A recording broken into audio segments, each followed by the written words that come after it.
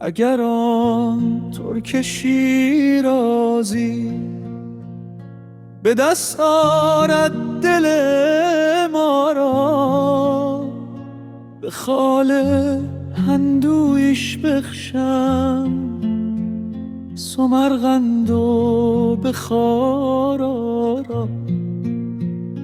بده ساقی می باقی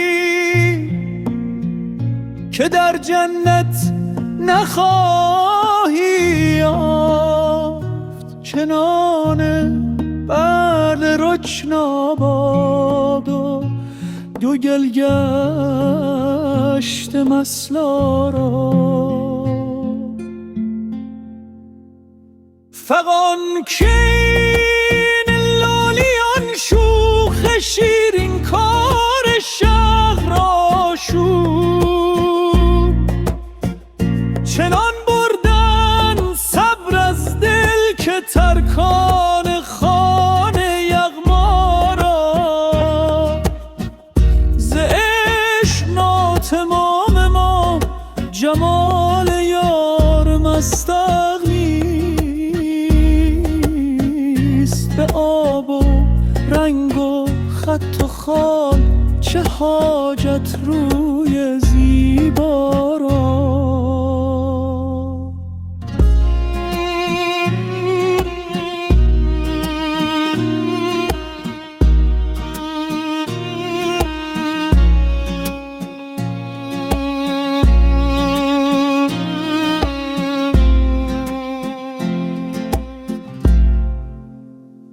من از آن حسن روز افزون که یوسف داشت دانستم، که عشق از پرده عصمت برون آرد زلیخا را. اگر دشنام فرمایی وگر نفرین دعا گویم، جواد تلخ میزیبد لب لعل شکر خارا. نصیحت گوش کن جانا